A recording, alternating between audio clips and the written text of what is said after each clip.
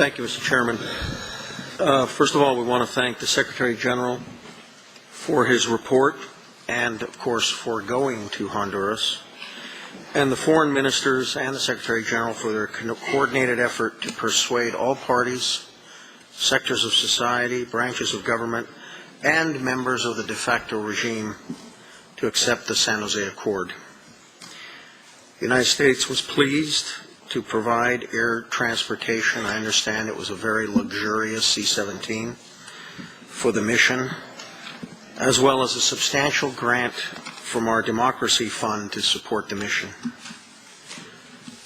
There's perhaps been no regional effort in the Western Hemisphere that has demonstrated such a unity of purpose and commitment of resources by individual member states and the OAS as our joint effort to resolve in a peaceful way the political crisis in Honduras. The OAS mission of foreign ministers from 7 countries with often divergent interests and points of views exemplifies this perfectly. As the Secretary General has noted, it's disappointing that all the varied actors in Honduras who so strongly oppose President Zelaya's return would not agree to the San Jose Accord in its entirety. This does not, however, diminish the symbolism of the ministers, the Secretary General, and the OAS unprecedented effort to restore the democratic order in a member state through dialogue and mutual understanding. The foreign minister's mission of the last 2 days is indeed an example for the world. Given the continued reluctance by many political actors in Honduras to accept President Zelaya's return, the United States has taken the highly unusual step of suspending non-emergency, non-immigrant visa services in Honduras effective this morning to allow my government to review its overall visa policies with respect to the de facto regime.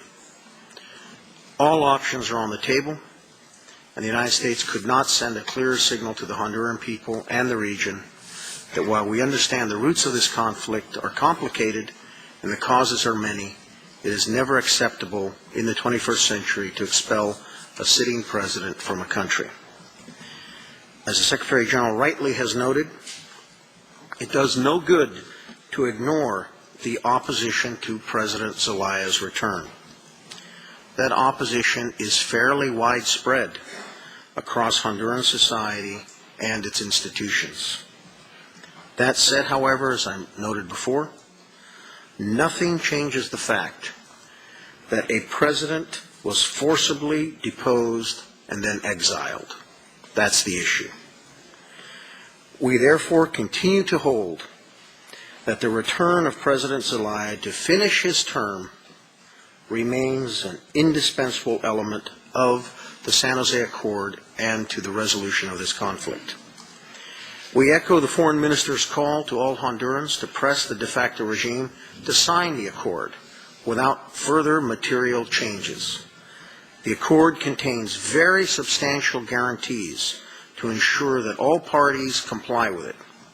And the OAS and its individual member states, including the United States, have committed to do everything in their power to ensure that no party to the agreement seeks to stray from it once it is signed. Thank you, Mr. Chairman. Muchas gracias, Estados Unidos. ¿Hay alguna delegación que quiera hacer uso de la palabra? Bolivia, embajador Pinelo, tiene la palabra. Gracias, señor presidente. Quiero agradecer el amplio y profundo informe del secretario general. Creo que efectivamente la misión de los cancilleres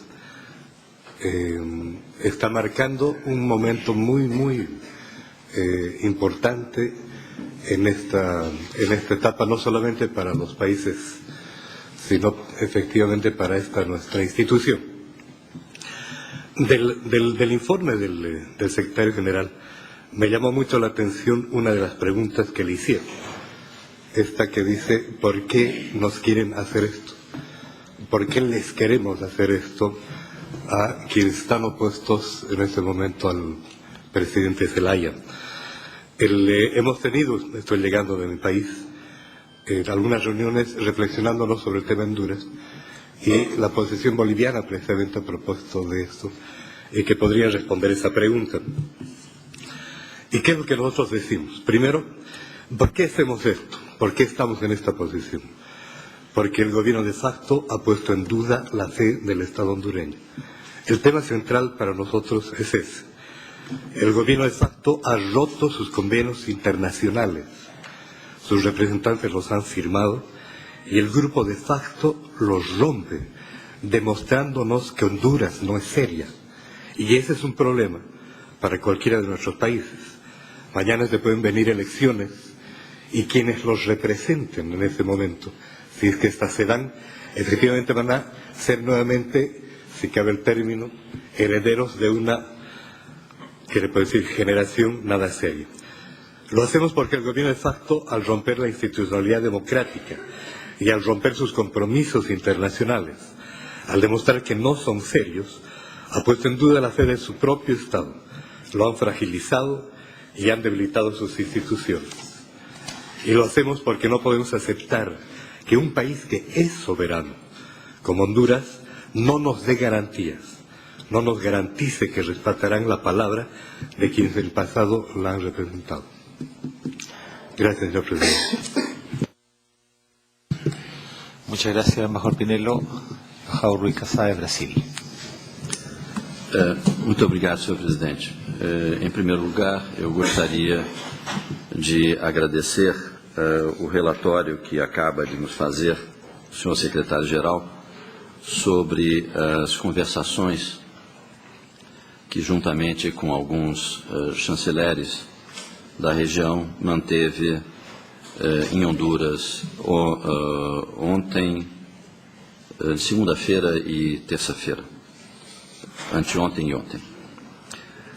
Foi um esforço muito grande, que nós reconhecemos como um esforço muito positivo e agradecemos não apenas ao secretário-geral, que tenha cumprido uma vez mais o mandato que recebeu da Assembleia Geral Extraordinária, mas também de alguns chanceleres que consagraram o seu tempo a esta missão, bem como agradeço também, em nome do meu governo, ao esforço feito pelo governo americano no sentido de apoiar a realização desta missão. A respeito do Acordo de São José, senhor presidente, é legítimo pensar, e mais do que isso, estamos disto convencidos, que há um compromisso dos Estados membros desta organização e da comunidade interamericana com o respeito às cláusulas que compõem este acordo.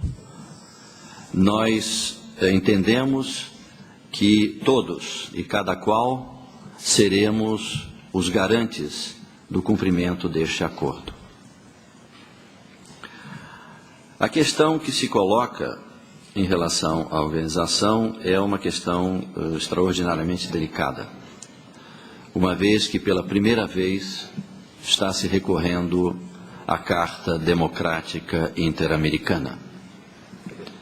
E não podemos nos permitir que neste primeiro recurso à Carta não se alcancem os objetivos que nela se prevêem, que é a garantia da ordem democrática em cada um dos Estados-membros desta organização. Quanto ao eufemismo de sucessão constitucional, é necessário fazer-se um pequeno comentário.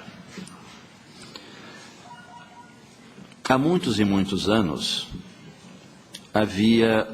prevalecia na relação entre os Estados o princípio da infalibilidade do chefe de Estado.